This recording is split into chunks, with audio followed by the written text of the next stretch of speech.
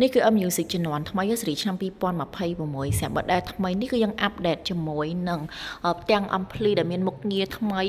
គឺមុខងារ KTV ចឹងបងអាចចុចពីលើហ្នឹងគឺយើងអាចចាប់បាច់សេរីជាមួយនឹង volume សលេងខាងច្រៀងណាងាយស្រួលមែនតើដូចយើងចុចពីលើមុខងារ KTV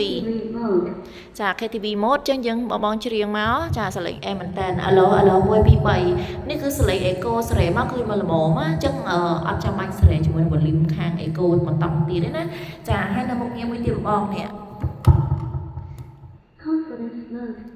ចាស្រាប់មុខងារហ្នឹងគឺអត់សូវមានឡុកអេកូទេបងអាចនិយាយបានអីចឹងចាឬក៏ចង់និយាយនៅក្នុងខ្សែបញ្ចូលអីគឺងាយស្រួលមែនតើ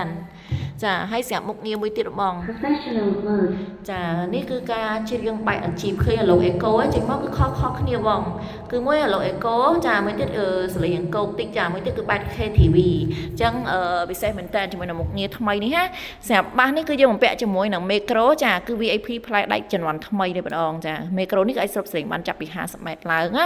ហើយពិសេសមួយទៀតបងតើមាន promotion សម្រាប់ model ថ្មីនេះគឺតម្លៃពេញ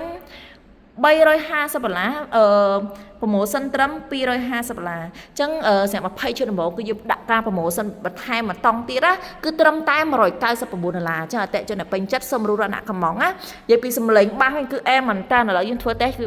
ខ្ញុំ connect Bluetooth ហើយណាយើងធ្វើតេស្តសំឡេងបាសផ្ទាល់ជូនអតិជនចា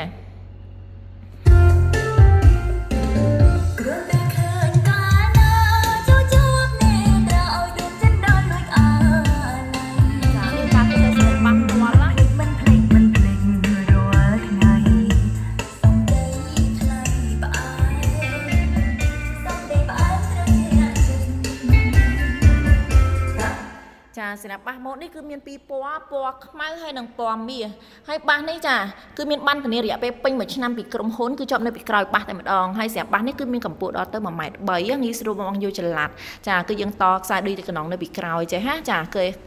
ចាលក្ខណៈកេសខាងនេះខាងសាប់ខាងលើនេះសងហើយគឺយើងមានជាមួយនឹងជើងត្រូមីក្រូចេះងាយស្រួលបងដាក់ពីលើចេះវាឈប់ច្រៀងជាមួយនឹងកាបូបដាក់មីក្រូឲ្យមួយសេតតែម្ដងអញ្ចឹងអតិជននៅភ្នំពេញអាចធ្វើតែសលេងនៅទីតាំងហាងផ្ទាល់ទីតាំងហាងគឺនៅលើផ្លូវហាណូយទៅមុខធនាគារជាតិអតិជននៅតាមខេត្តសូមឆាតពណ៌លេខទូរស័ព្ទមន្ទីរតាំងចុះភេកសូមអរគុណ